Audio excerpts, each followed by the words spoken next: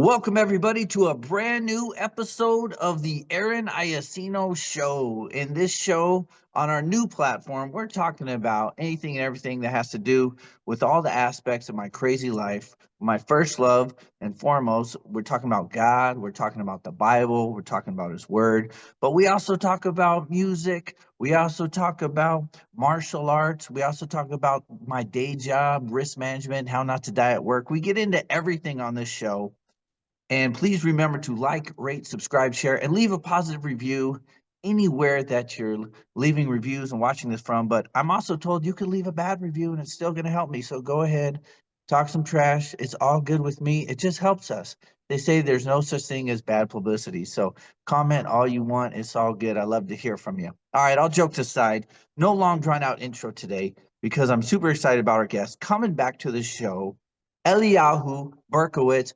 Shabbat Shalom. What's up, brother? Thank God, thank God. If I'm listening, the redemption might be coming down the street any minute now. We're that close. So And, and that's what we're talking about today because your new book, The Return of the Red Heifers, the subtitle is Paving the Road for the Redemption, right? That yep, is so awesome. That is so awesome. I just got this a couple days ago. This is like hot off the press.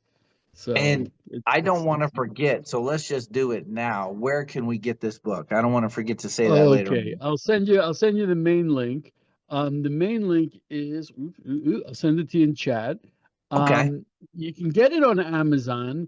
You can look for my name and the red heifers, and the book will come up. You can also go to the Israel 365 store, Nice. and I'll send you the link for that. And it'll be coming out on Kindle soon. And my boss has me working on an audiobook. So That is it's so out there, cool. and it's out there and all. It's a very small book, very, very condensed. There's no fluff in there. There's I'll no be fluff sure in to there. get all those links in the show notes. So let's talk about it because I think a lot of the people listening to this show have very little knowledge of Torah, of Judaism in general. I have Christians listening, and um, us Christians, we're just not taught the Torah, man. We're not taught a lot of this stuff, and so it's really foreign. Um, so let's Well, break it unfortunately, down. unfortunately, that's also true for a lot of Jews. A lot of Jews. God's word, it's the oldest book. It's the one that made man into man, and just people don't really hold on to it. That's the problem.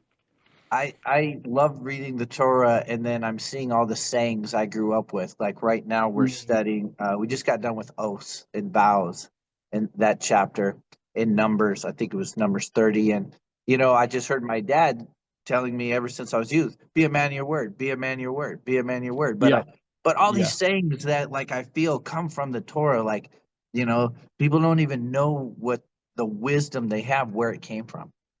It's funny, like people think they know the Bible, and then you ask them, okay, like how many animals, what kind of animals were on the ark? And they say, oh, Right. 2 by 2. And I'm like, no, you know, no, that's not true. Just basic stuff, really super basic things that people think they know and they don't. And so we read it. Jews have a yearly cycle where we go through the entire 5 books of Moses every year. And every year I find something new. That's what we do on Shabbat. We sit at the table, Right. and my wife is looking at me. She wants to hear something new about the Right. weekly Torah portion, and it's there. It's there. You can always find something new. So your book would be great for the Parsha. Help me out. Huko. Hukat, yeah. Hukat. And that's why I really pressed to get it out now. It's very timely. I'll tell you why. Hukat is actually it's my son's bar mitzvah portion. He'll be getting bar mitzvah this summer, and he'll be reading it. So it's Okay. highly appropriate. And that actually worked out by chance. And when the rabbi said, "Okay, your parsha is Hukat," I was like, okay.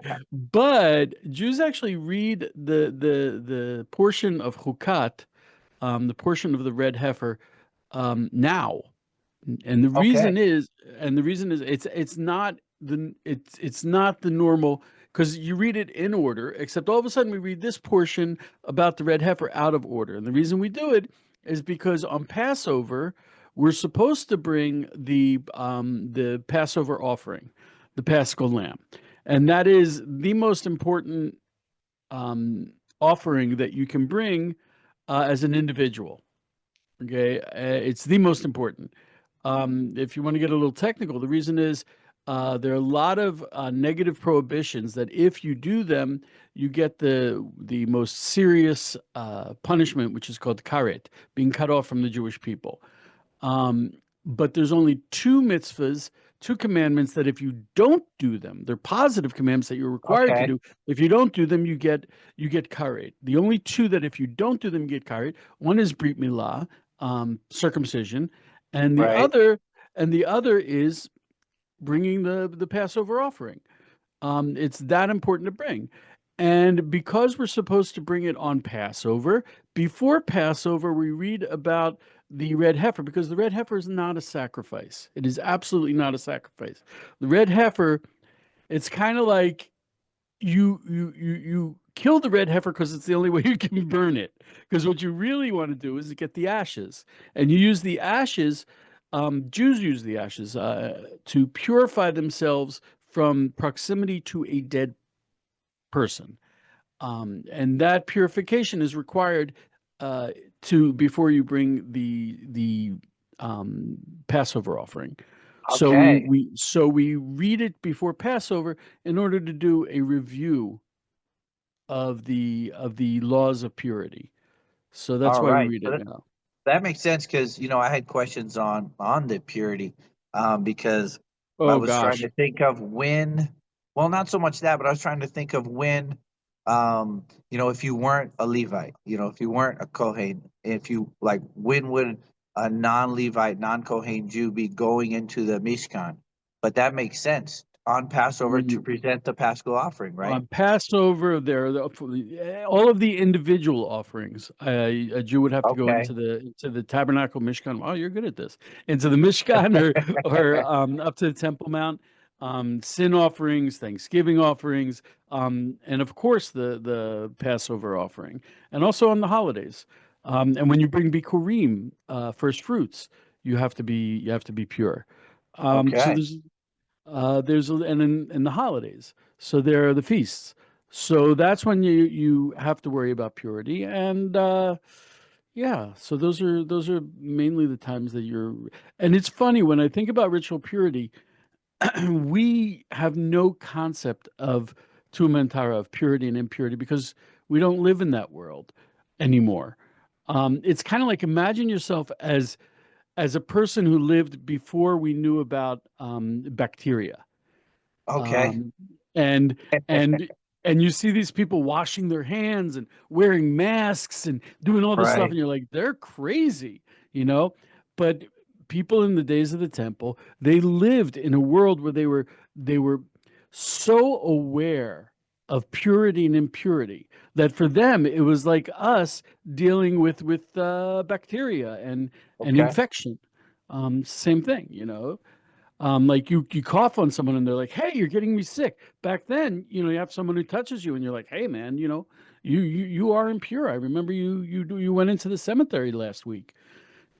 So they lived in that world.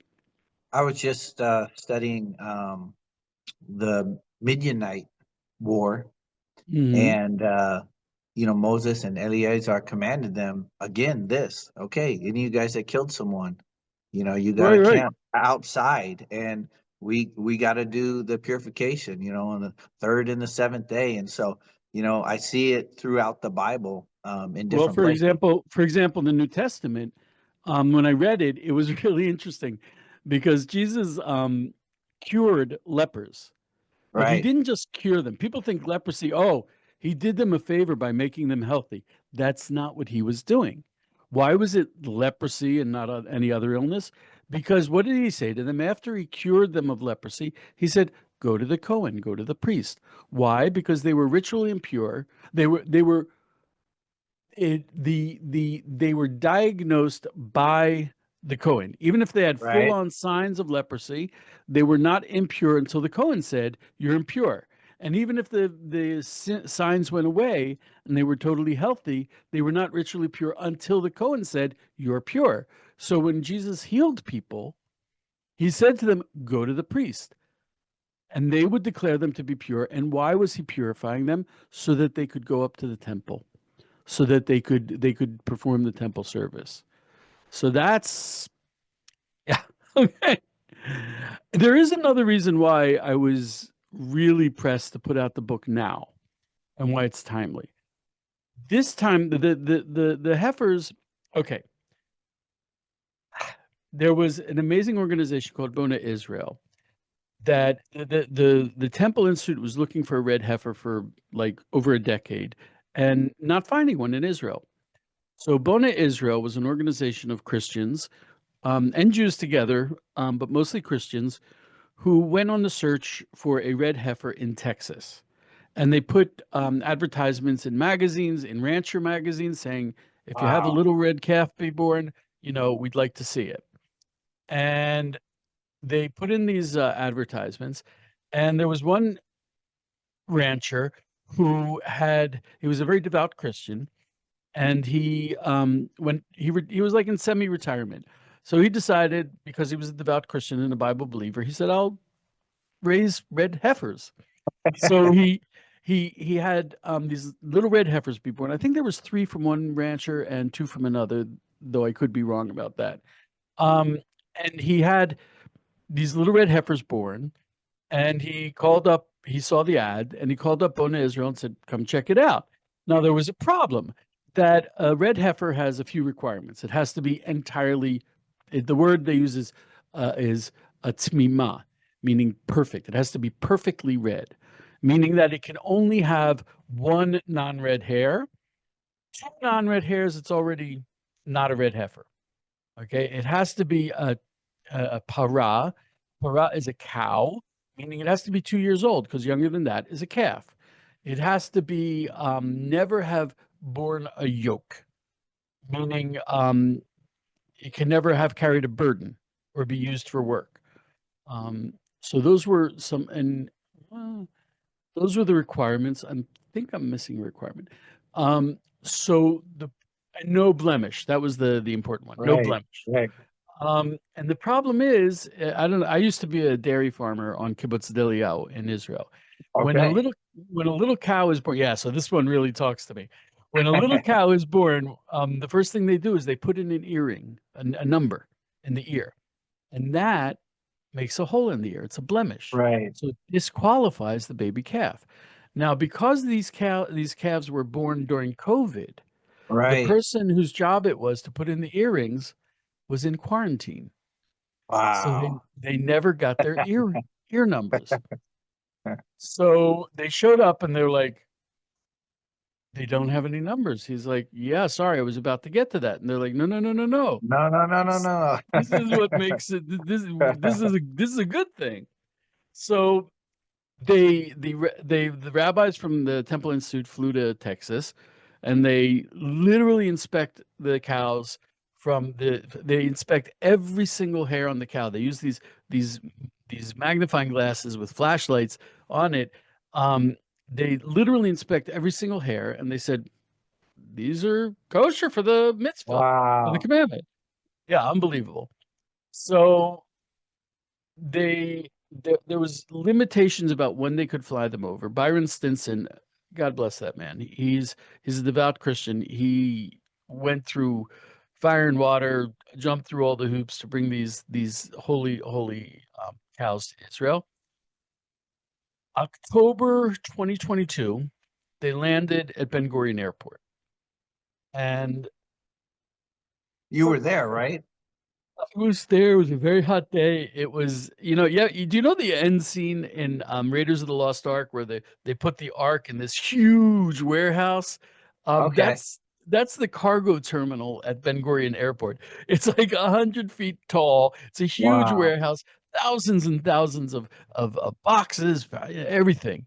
And they came in there. They were unloaded. They were in this large freight that held all 5 of them. They were loaded by forklift onto a truck. Beautiful, I know cows very well. I was a dairy farmer for 4 years, raised the baby cows on Eliyahu, and these were just they came out, and usually cows run away from people, and you'd think, especially after a harrowing air journey, but Right. they were so curious and looking at people. It was so sweet, Wow. and they still are that way. They still are that way. But what happened was that was a September 2022, and um, when Hamas attacked Israel, what was that? A month later? Was it October 2022 they attacked?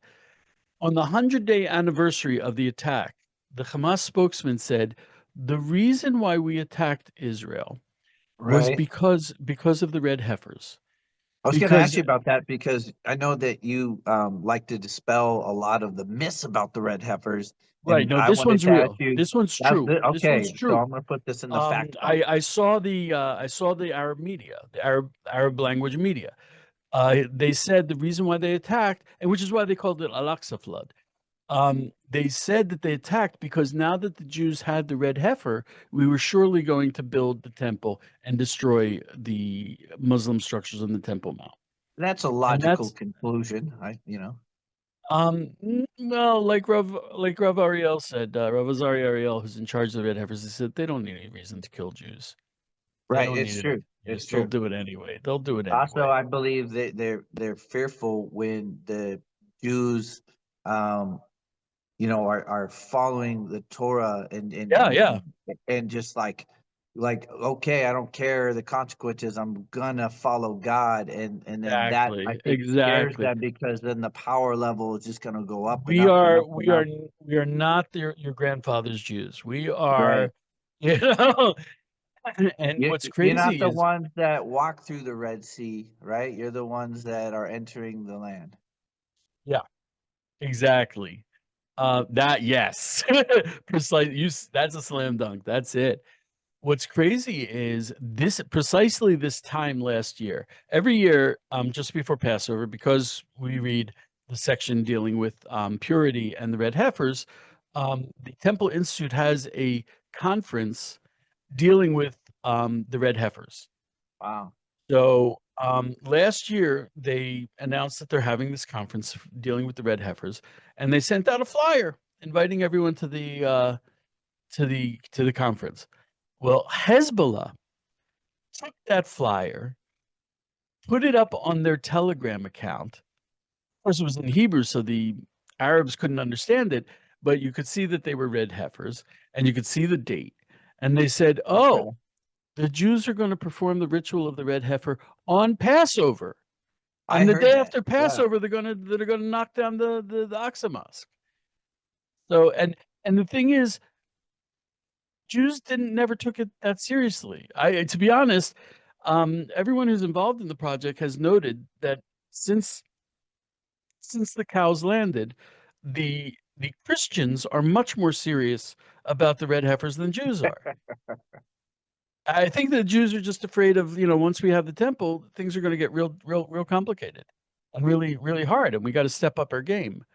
And a lot of Jews don't want to do that. I mean, dealing with the temple is a lot of work, and it's very complicated, and there's going to be a lot of changes, and not everyone's on board.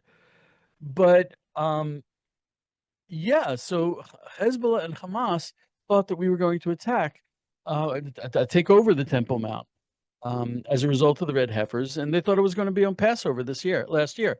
I kind of expected them to do that this year, but they didn't. Also, Israeli soldiers that went down to Gaza, in practically every house, they found pictures of the Dome of the Rock. Not to be Right. confused with Aqsa Mosque. Aqsa Mosque is Right. the black dome. The Dome of the Rock is Kubata Sikra, I think it's called. But it's that's where the Holy of Holies was.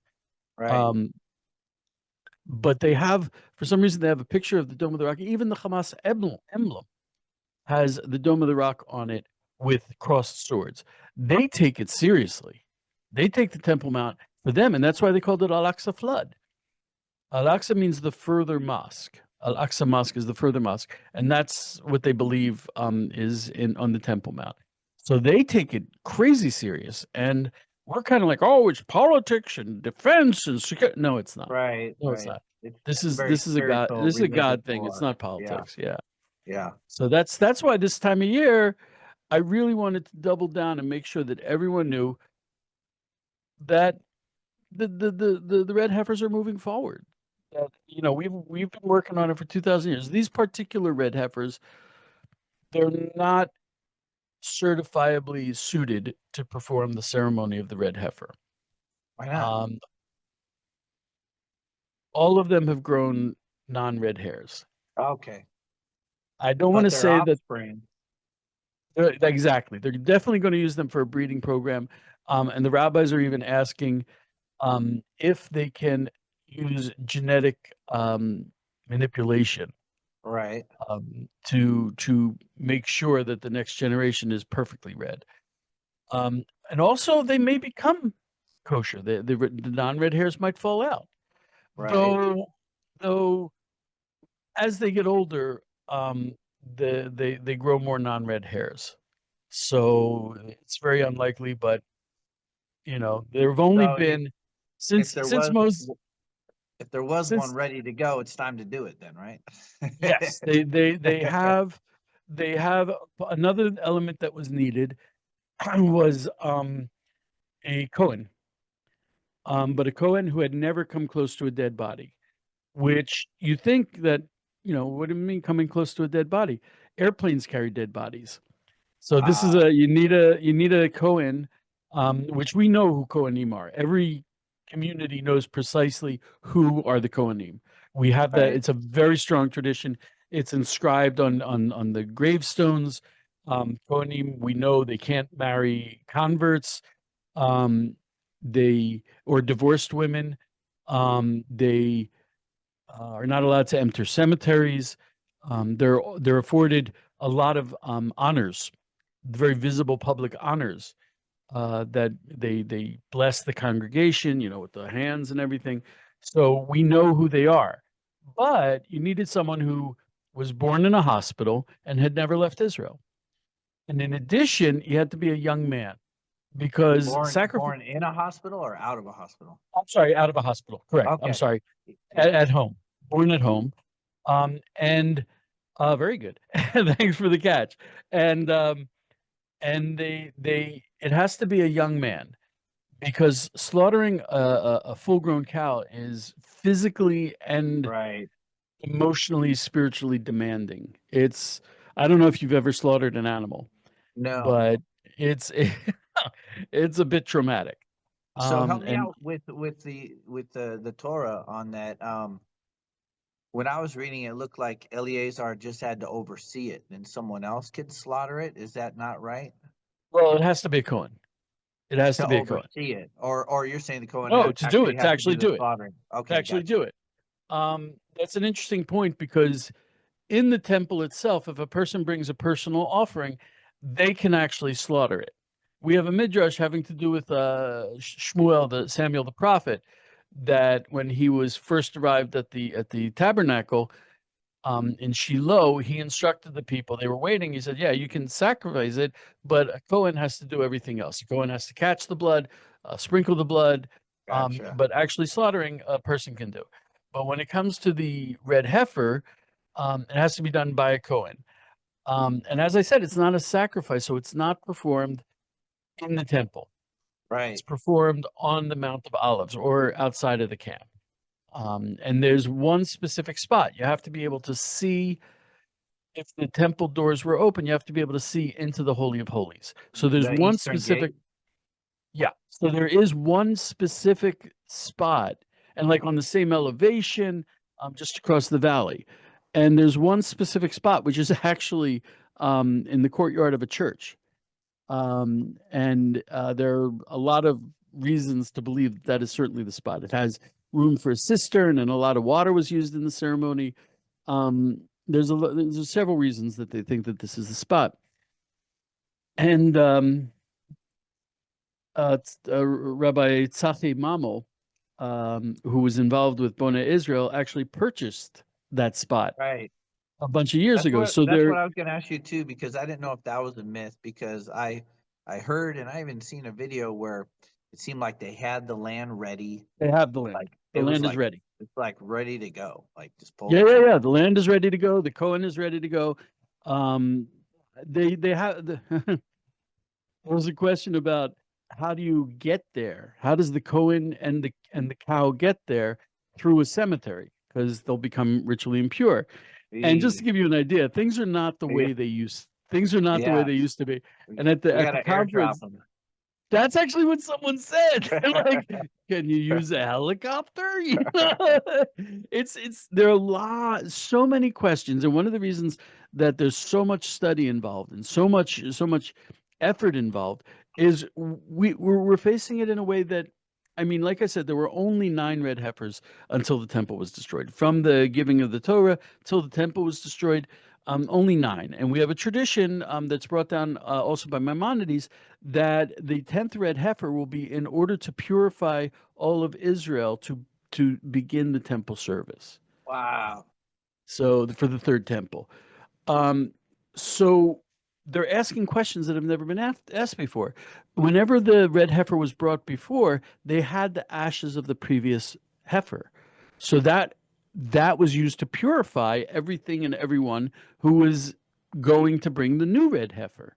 And we don't have that now. So the rabbis had to investigate, what do you do? What do you do if you don't have the previous red heifer? A lot of other questions, like, for example, when they were transporting them, um, even though they didn't have ear tags, you have to be able for the government. Oh, by the way, it's illegal to import farm animals from America to Israel, so they imported them as domestic pets. Okay, that was the forms they filled out. But they had to be able to identify them. And without any ear tags, how do you identify them? So the rabbis investigated using, and you couldn't use anything like transplant to implant it in the cow because they're not allowed to carry anything. So you can't even put a collar around them with a number. So they said, we'll use an RFID chip, and they had to find a place you can insert it in the cow without leaving a mark. And these are modern questions that were never Right. asked before. And also, for example, we were talking about um, if they don't find a red heifer, can they use these to breed and use genetic manipulation? And they're still investigating that because it's. I mean, it's there aren't too many sources on it. Put it that way. There aren't too Right. many Torah sources or rabbinic sources even. So it's a question. And they're like rewriting the book as it goes and So trying to let me ask you some practical questions. So say sure. the offspring ended up being without blemish, completely red, or Hmm. the black or white hairs fell off this current ones, and then you got them somehow to the area, and then they were slaughtered, and then they were burned, and then we got to have cedar and hyssop and Right. scarlet thread, and The Scarlet Thread, by the way, they had to rediscover that. because And that there was a was big study, and I actually saw someone make it in front of my eyes. It's actually more really. saf yeah, yeah, yeah, really. And like I said, we haven't seen this in 2,000 years. Is this a Um, snail or an insect? no, that's the well, it is an insect. The snail is the tchelet, the blue Okay, dye. for the tzitzit. Um, Right, exactly. And also for the Kohanic clothes and the Okay, um what do you call it? The parochet, the curtain is also okay, that there's a lot of tchelet in the temple. Tolat Shani is from a very tiny bug. It's called Tolat Shani, which Tolat is a worm, but it's actually not a worm. It's this tiny, but really tiny. You can barely see it, and it only grows on a specific tree at a specific time of the year. So they really, it's very but they're expensive. but they're still like in existence, Yes, they are, but and they had that to itself rediscover. is pretty amazing.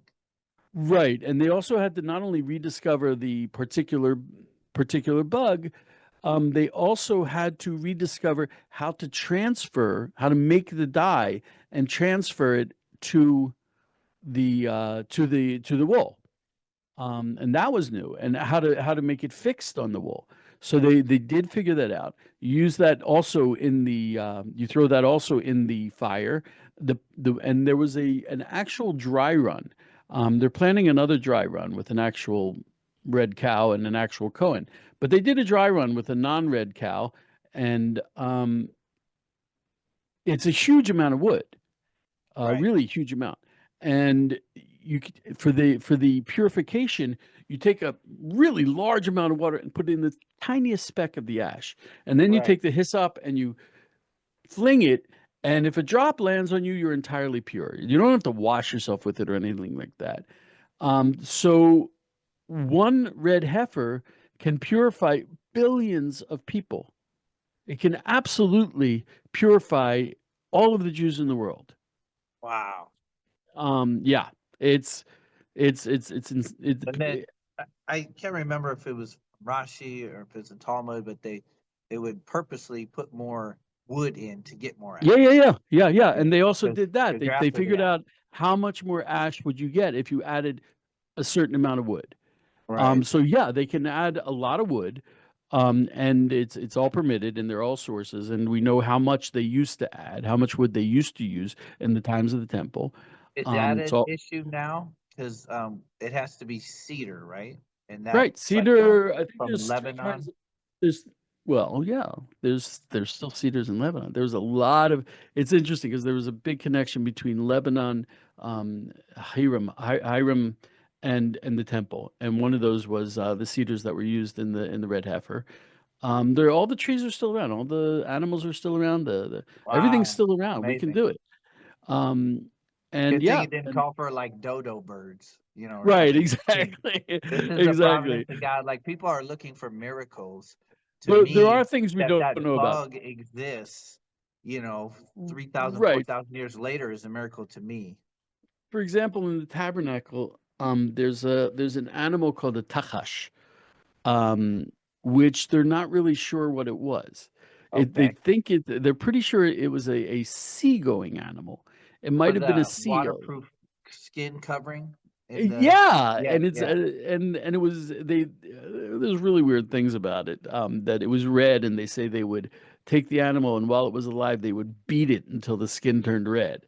Um, really weird things, but we don't know what it is. We don't know. With the red heifer, we know everything. We know everything. right, After the tabernacle, all the animals in the temple, all the everything about the temple, we know. Even like, for example, the third temple, the second temple, we know within one amma, meaning from my arm from here to here, right. precisely the measurements of the temple.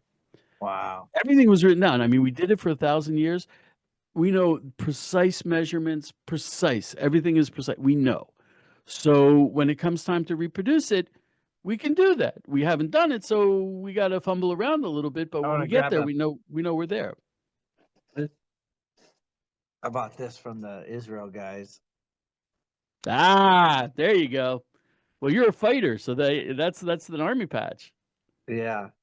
So I got one. that says Mashiach, and it's the temple, and Yeah. that a lot of soldiers did because when they saw the Dome of the Rock in the houses in Gaza, they're like, "Well, we got to get in on the game too." Yeah. So they started putting out those patches. There are some officers who don't like that so much, Right. but some of them like it a lot, Yeah. and even the non-religious soldiers are getting into it. So, yeah. Yeah. I when I went to Israel, I was prepared to be angry when I saw the Dome of the Rock and the Alaska Mosque on the Temple Mount. But it was 10 times what I expected to feel, and What was your experience when you went there?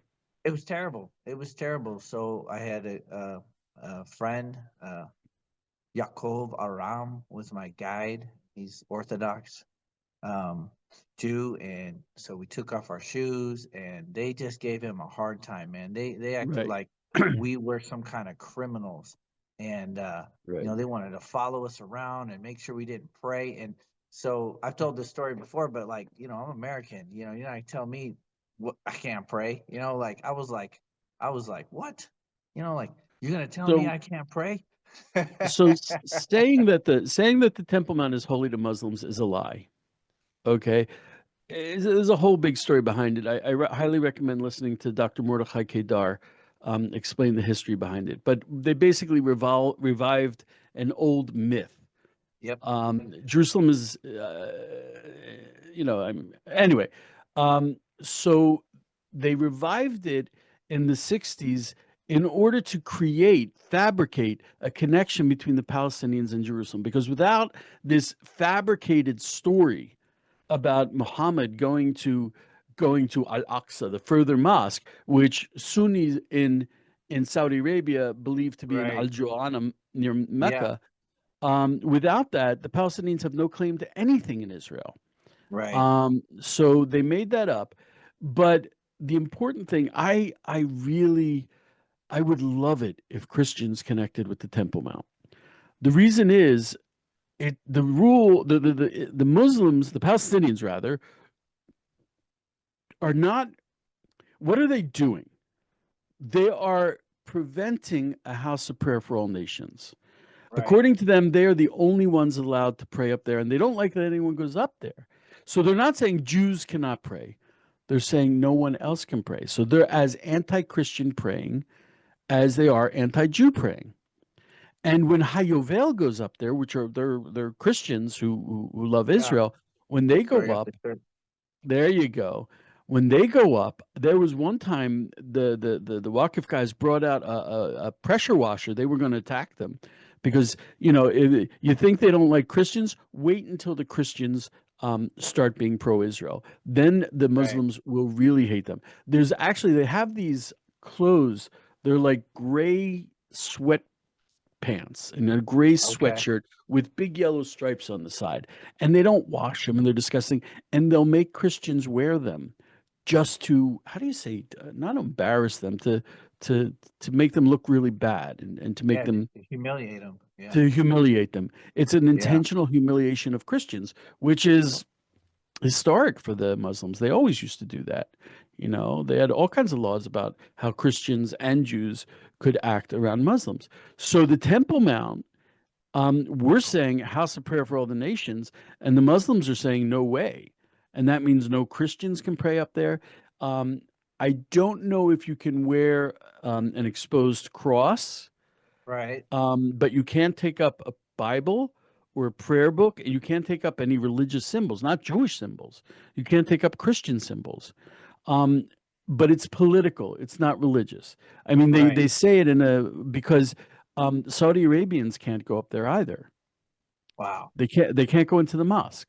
Uh, the people who have signed the Abraham Accords, the UAE, Bahrain, Morocco, the Waqif will not let them up there. And when they go to Hebron, they have to go onto the Jewish side and not the Muslim side Wow. because it's political. It's not religious, but it's also religious.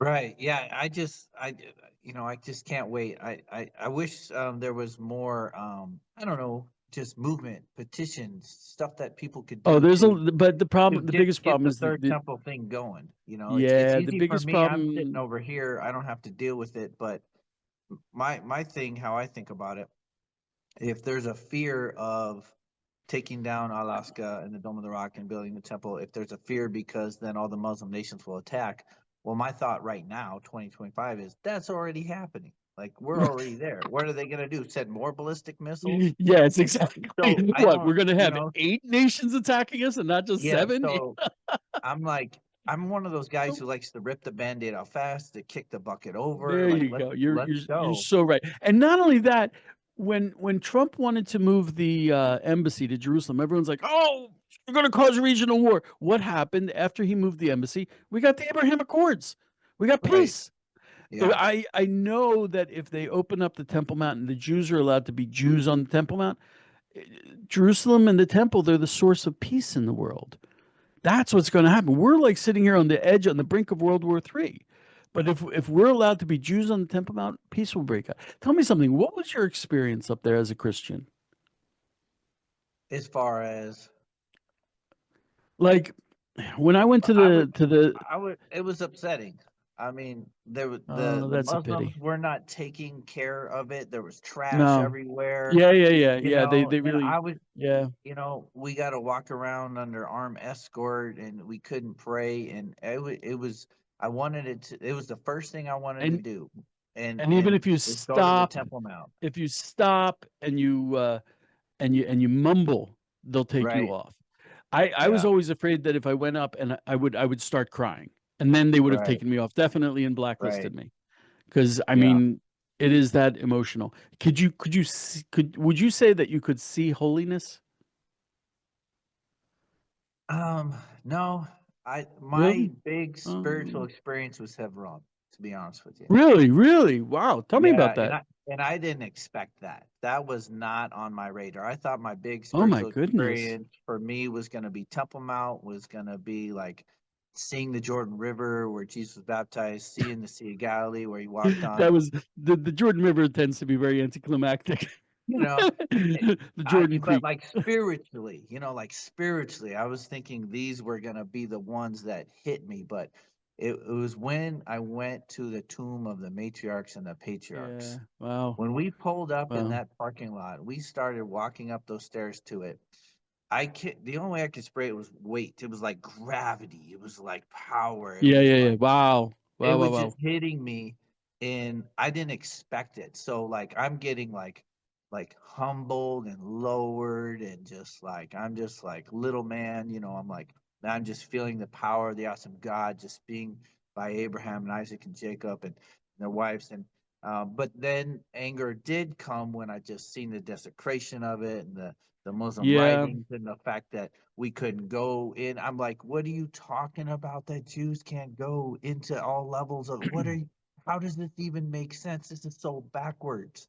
Like, oh, we can Yeah. only go here in certain times. And I was just like, excuse me? Like that would just be like saying Americans like couldn't go to the White House. It's not a perfect analogy, but like Americans can't go to like, you know, see the Liberty It's like Bell, going to the you know? Alamo and them saying, "Oh no, no, only Yeah. Mexicans No. can go in." Yeah, yeah, yeah. It was It's like, no, we bought it, we fought for it and got it back. Now we but as far as like a spiritual moment of like feeling holiness, it was Yeah. Hebron. Yeah, wow. Wow. More power to you. Yeah, Hebron, people underestimate it. I mean also that's we have a tradition in the Talmud. It says that there are three places that the nations can never say we stole. Okay.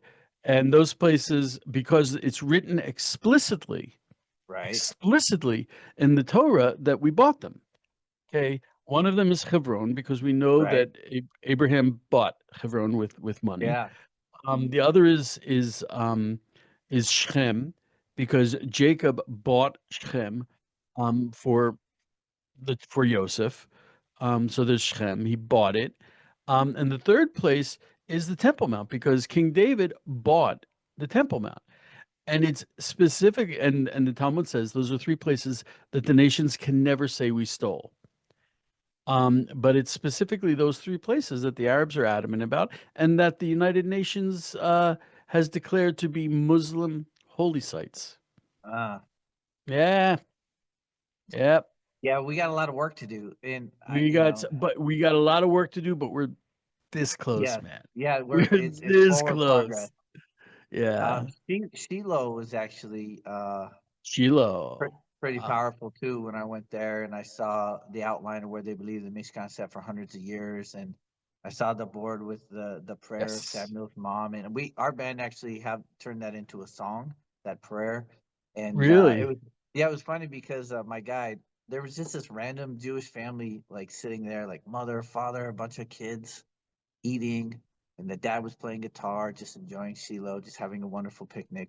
And Wow. my guy just goes over there and he just like takes the guitar from the guy. He comes over and he's like, "You got a song? Sing it right now." I'm like, Well, I'm not Shiloh, you're prepared. totally right, because Shiloh, in the Talmud, we learn a lot of rules about prayer from Hannah at Shiloh. Right? Yeah. Because that was like she prayed and God gave her a son, God did it. And she blew away Eli the high priest was looking at her going like, "My gosh, what are you doing?" So there is that one specific spot at the end where we know that that's where Hannah prayed. And one of the most intense experiences I ever had was watching my wife pray at that spot. Wow.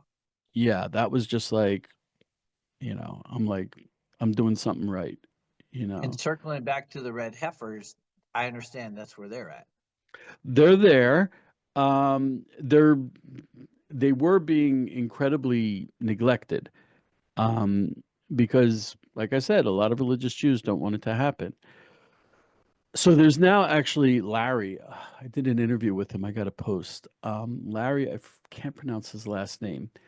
He's a former Mennonite. I think he's Okay, now a interesting. Noahide, and he's not Jewish, and he's taking care of the cows very carefully. Wow.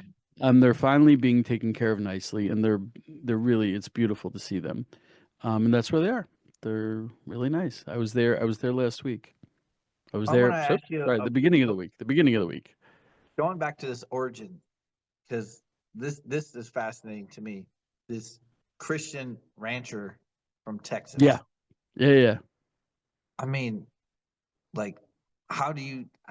I've heard interviews with the guy, and he just doesn't strike me um, as like, I don't know, like Torah observant guy. He's a Christian, No, he's obviously, not though. He's a Christian. He's a Christian. but like the stimulus to go. You know what? I'm gonna breed red heifers. Like, did Byron Stinson worked for years and invested hundreds of thousands of dollars to bring the cows over. And I mean, I talked to him and I feel like I'm reading the New Testament. He's just like, you know, um, that's the interesting thing in the Christian world. That's another reason why I wanted to write the book. And I wrote it specifically. I mean, the Jewish sources, the Jewish laws. The book is like in three parts. The first part is actually the laws, okay, what we call halacha. The second part is the story of the red heifers coming over. And then there's a lot about Christian theology about the red heifers, Christian theology about end of days, Jewish theology. So it's the red heifers, past, present, and future. Um, there's when it comes to, I don't need to tell you, when it comes to the issue of offerings in the temple and the third temple, there are really strong feelings about it in the Christian world.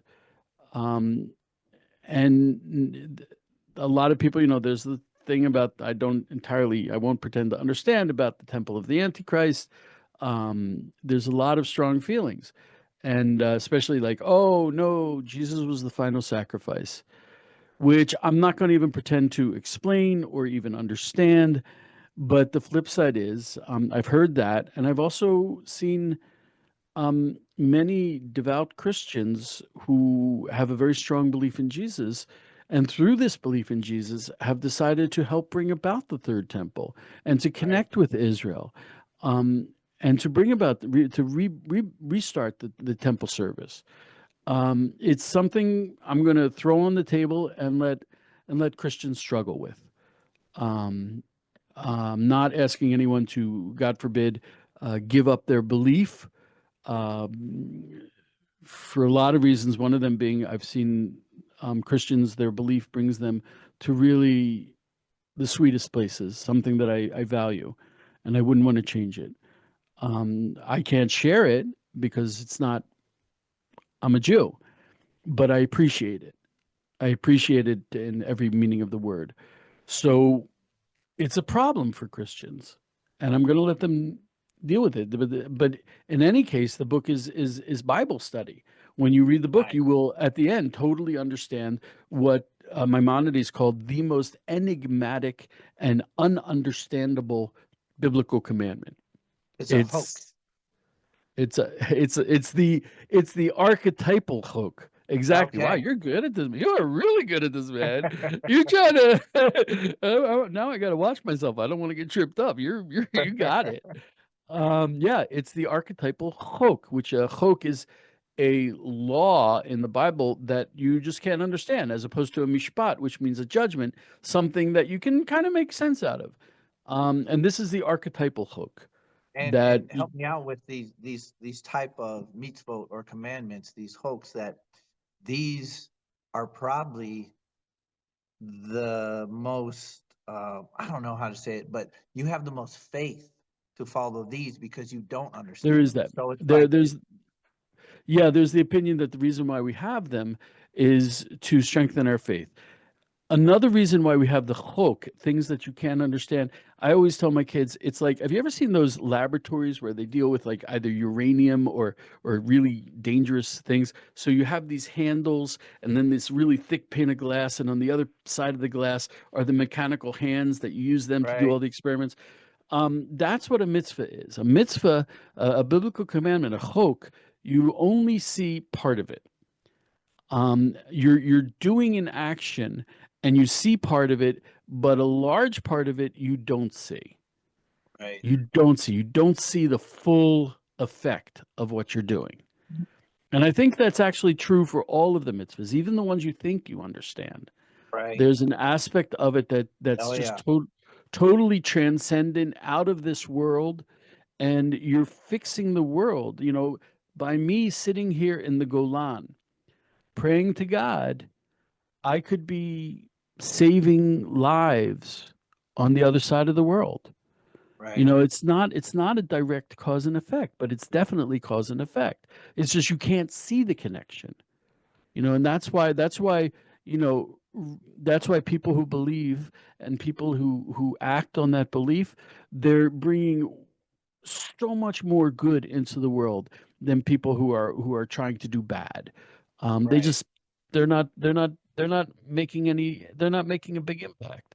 But people who believe, people who are connected to the Bible, people who focus on Israel and the Bib and Hebron and the patriarchs and matriarchs, people who focus on Jerusalem. You're connecting to something. You're connecting to the power source. And yeah, yeah.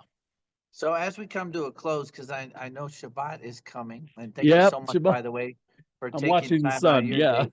Not only do you have a lot of preparation due for Shabbat, but also Passover's coming. You're probably turning over the house. It's a ton of work. It's a So I crazy week. It's a I crazy thank you for week. your time. But I wanted to pick your brain real quick before we close and just get Sure. some help on one of my missions as a Christian pastor. One of my missions is to try to get Christians to understand how important it is to study the Torah and the Tanakh, because what I believe is we cannot fully understand Jesus's teachings nor his apostles' teachings without understanding the context. But they're quoting the Torah, they're quoting Psalms, they're quoting so much, and the quote is dependent on that whole chapter, not just that little line. And so Right. Christians have this very surface understanding. But when you study the scriptures that Jesus grew up studying, and then when he quotes it, when he's teaching on it, but you've actually read it in Leviticus, you've actually understood it, been taught it, then you could really get the full depth of what he was trying to say. So my big thing is helping Christians understand the Torah and the Tanakh so they can understand Jesus' teachings. And so with that in mind, I got this question, and I'm going to give you my I answer, just and want to then add, and you clearly you put the effort into learning Hebrew, and people don't understand learning Hebrew, learning the Bible in Hebrew is just wow. That's hyperspace. Learning the New Testament without learning the Old Testament, the Torah or the Tanakh, is kind of like if you're on a web page and there are all these hyperlinks and right. you just ignore the hyperlinks. You just ignore them. Yeah, And then you have a person who reads that and he's hitting every single hyperlink. And he's like, oh, when they say that, they mean this, this, this, yeah, this. yes. It's a much larger world of Bible. It You really might not is. appreciate this analogy, but I tell Christians that you're watching part two. Like you never watched the first movie. Right. And you don't understand what you kind of understand what they're going They're on, but you don't watching part fully two and understand. they're watching part two and they're living part three. Okay. Nice. We got some members in our congregation that actually study Hebrew with rabbis in God bless him. Israel and Oh make my some gosh, mention. God bless him. That's Um, that's bring that's bringing redemption at light speed. That's so that's here so is nice. my questions I would like some help with, and I want to tell you one of my answers, and you could correct it, and maybe you have a different take on it. But so my question is, why should Christians care about the red heifers? So here is one of my thoughts that Oh, just came to me. One of my thoughts is in Zechariah, talking about the pilgrimage festivals, talking about Sukkot. There is Zechariah talks about even the nations coming to celebrate that holiday in Israel. So what you were saying in the beginning, this is what stimulated this, was that you couldn't go. Say the third temple was built right now, and you were trying to fulfill the prophecies of Zechariah as the nations, and you were trying to go and celebrate Sukkot. Um, you would have to be ritually pure to even do that. And so the red heifers might be part of fulfilling that yes. prophecy. I don't know. This is a very new thought that just Yes, popped into my yes and head. no. I mean, yeah, I mean, we know it's a chok. It's a really hard thing to understand. I heard this directly from Rav Azaria Ariel, an incredible tzaddik, an incredibly righteous man, a huge Bible scholar who's in charge of the red heifers. And he explained it to me like this. As I am sitting here right now, Israel is not only permitted, we are required to bring public sacrifices that are time bound.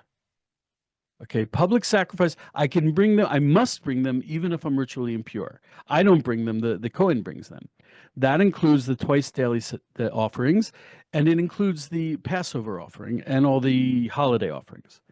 So or some of the holiday offerings. So, I'm required to bring them.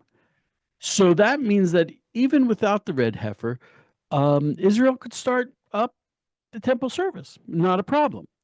However, individual offerings I can only bring if I'm ritually pure.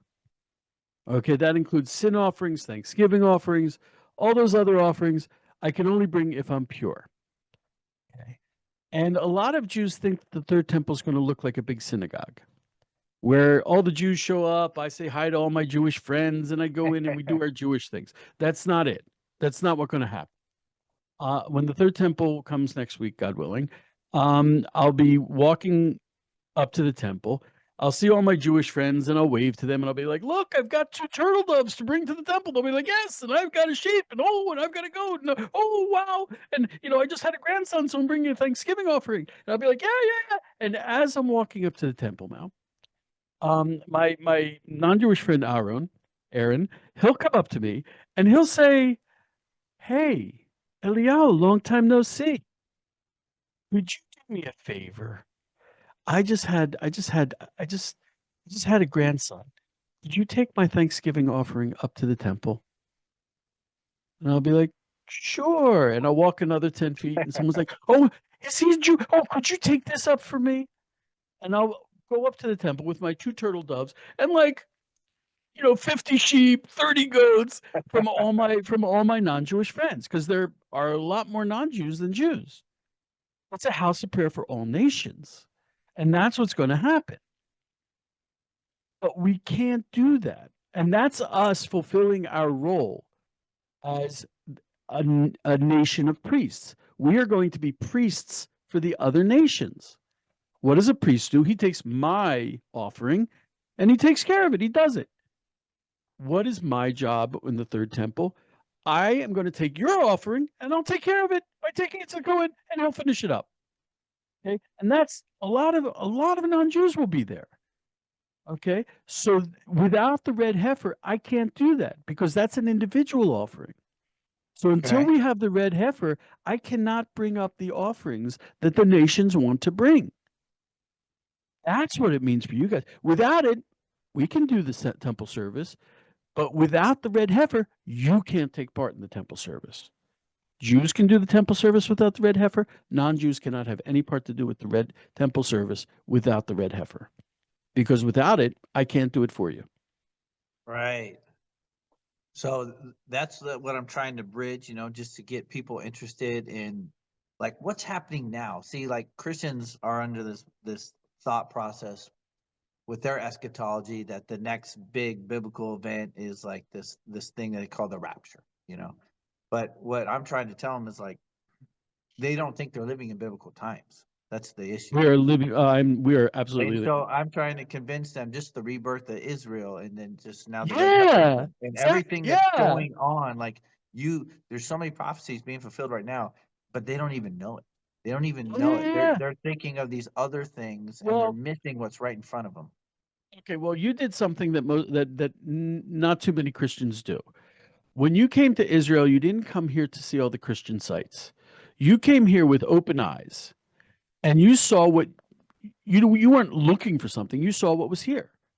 And if you come here to Israel and you don't have an agenda, and you just hang out with Israelis, hang out in these holy places, but not necessarily on the Christian in the Christian brochure, you're gonna see Yeah. prophecy happening every day in Yeah. everywhere you go, every time you get off the bus. My next trip's gonna be totally different. Like, it was beautiful, but more time. I went by myself. My whole family's coming. We're not gonna do tour. I'm gonna go spend time with my friends. You So know. tell me when you come, and I'll try to hook Yeah. you up with good people. And you're Yeah. certainly going to come. You're certainly going to come to the Golan and have a cup of coffee with me, I'm so looking forward to it. I can't even tell you. dude. Israel is just on my mind every day, and I just can't wait to get back there. And I'm I go telling to you, the end of my I go to the end of my block, and I see the Kinneret, I see the Galilee. It's wow, like, yeah, yeah. And yeah. we're praying for you guys constantly. And I'm really thankful to Hashem, the work that the IDF has done and with Hezbollah up there to give you a little bit more peace. But I know it's not over. We we saved the world. If you Amen. think back to what the world was like 2 years ago, it was a mess on so many levels. And we were on the verge of World War III, and you had, men saying they're women, and you had all this crazy stuff happening. I mean, and I grew up as a hippie, but what I'm looking at now is not anything related to being a hippie. It's a crazy world. And now Right. things are starting to get a little bit normal. And thank God. Thank God. Yeah. I'm thankful that you may have a little less rockets coming at you. But I haven't heard a siren. It's at least 5 months, 4 months, something like that. Well, that's not true. I was on the train the other day going to Tel Aviv, and while I was on the train, there were sirens. And when you're on the train and there's sirens, you have to get on the floor and be below the windows. The train can't stop, per se. And but that was a Houthi thing. The Houthis and right. their but that we had rockets landing in our city. There was a couple, they were driving outside the city and their car crazy got hit, a direct hit by a rocket. They were driving down a main road and a rocket hit their car, and they were killed. There were a couple houses that were hit. My friend was when the sirens went off, he got behind his car and his car got destroyed. I Wow. mean, and I live in a very quiet place. But there was no, all of Israel was in this. I mean, now we're finding that a lot of soldiers they get out of the army and they leave Israel because they've been in the army for a year and a half and they're like done. It's been hard. It's been really, really, really, really hard. Um, divorces, families broken, people traumatized. I mean, like I said, we're a relatively quiet town, but when a rocket falls a couple hundred yards away from your house, you can hear how far away the windows Right. are shaking. Windows were breaking in people's houses, and when they weren't getting hit, it was just that close. So we went through it, and thank God I think we're coming down off of it. We just got to be I'm allowed to also finish it up. thankful with the work the IDF has done with the collapse of the Assad regime to go Yes. and give more of a buffer zone into the We didn't Syria do, yeah, we with didn't do Mount anything. Hermon. We didn't do anything. Hashem said, done with Syria. Yeah. We didn't have to lift the gun to get rid of that. I It's mean, it was just a gone. domino with you guys taking out Hezbollah that created that power vacuum. We that's Hezbollah stays away because if Hezbollah, it's funny. The best thing we ever did for the Palestinians was get rid of Hamas. The Right. best thing, I mean, Lebanon used to be the Paris on the Mediterranean. That's literally what they called it. Europeans used to come to Lebanon for vacation. And because of the Islamists, it turned into a nightmare. So, and Hezbollah is one third of the parliament in Lebanon. Wow. If we can get rid, right, if we can get rid of Hezbollah, it'll be the biggest favor we ever did for the Lebanese. And they have their economy is horrible, and they have a huge natural gas deposit offshore that they can't touch because of Hezbollah. Wow. So really, it's like, God says choose life. And these people they're choosing death constantly in every way possible, and in some ways that are not possible, they're choosing death. So I if don't we know can if you've help, heard our songs called War Crimes, but you're like quoting the verses right now. there you go. It's not a secret, man. This is all out in the open. If you just choose life, your life is so Yeah. much better, you know, Yeah. and it's easier, Yeah. it's easier. I, Yeah. I Hashem has put you guys in a very special place to be a blessing to all nations. And God, you God know, willing. it's happening. It's coming. Yeah, Ridding the world yeah, of evil, being able just to have discernment and wisdom to call evil evil and to stand up to fight it and take yeah, all the abuse from the world for doing what's right. So there's an awakening happening, and the people who have eyes to see and ears to hear, they know what's going on. It might be a yeah. remnant, but man, we're praying for you. I love you. I can't wait to see you, and keep God bless you, doing man. your work, brother, and writing these books and writing your feature articles for Israel 365 and your Man. YouTube, videos. I As long as always I got enjoy you, them. people like you, and the people who are with you, tuning in, listening, reading, because it gets so hard sometimes. But then I meet a guy like you, and I'm like, I guess it was worth it. Well, there's a growing number of Christians out there that do understand that we need Sure. to understand the Torah and the Tanakh to understand Jesus' teachings, and we can't do it on our own because our pastors can't teach us. Our pastors, our commentators can't teach us. So there's so many Christians that are going to rabbis, going to Jews, going to anybody teaching any Torah I portion wish to I get wish they deeper would. understanding. Yeah, Yeah, I want to emphasize that in Judaism it is if someone comes to say they want to convert to Judaism, we are required by Jewish law to say, oh no, no, no, no, you don't want to convert to Judaism. We're required because we don't encourage conversion. So if I'm teaching you Bible, um, I am forbidden from having an interest in getting you to get closer to Judaism. If I'm teaching you Bible, it's to get you closer to Bible right, in whatever belief you have. So that's the only interest. And there's a misunderstanding about Talmud. Talmud is a commentary on the Bible. It's like I started learning the New Testament and I'm like, where's Rashi? right. I'm like, where's the Rashi on the New Testament? Because I'm just so used to having, some guide to lead me Yes, through it. yeah, That's what yeah, Rashi is. yeah, yep. Speaking of Rashi, he has an interesting take on the red heifer. He saw that it was a tie back to the golden calf Yes. because it was a calf involved. Then you have the mother because, as you mentioned, it couldn't be a calf, the red heifer. So it's like the mother, like fixing the sins, in Yeah. a way, What we call you a know. tikkun. Yeah, Yeah, absolutely. and I thought that was And interesting, Rashi, on the red heifer. yep. Yep. Because what was the golden calf? The golden calf was a kind of, I mean, you're worshiping gold, which is a dead thing. It's not even it never lived. So it's a kind of death worship.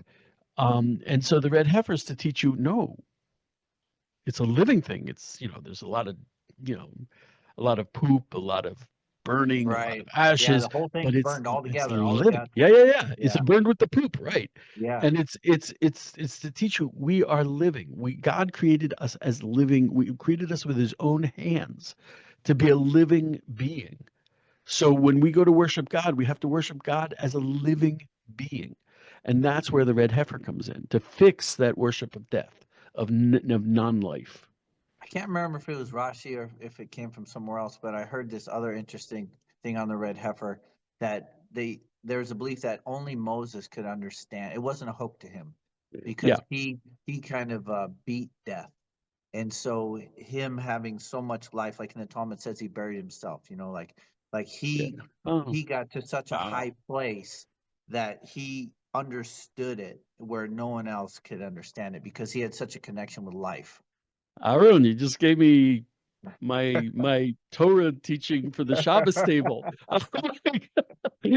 Now I got something to talk to my wife about that'll make her happy with me. That's great. Well, it's Wow. definitely not from me.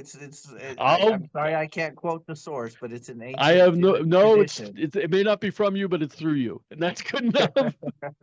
Wow, I've got a good one for the Shabbos table. That's great. Fantastic. Fantastic. Okay, Aaron, I really do. I have to Yes. Shabbat I got to shalom. make the coffee. I got to set up Yes. the hot plate. I got to All do the right. Shabbos thing. Okay, Well, thank you Aaron, so much for taking your time. be blessed. You're awesome. I really enjoyed this. Thank you so All much. right. All right. God bless.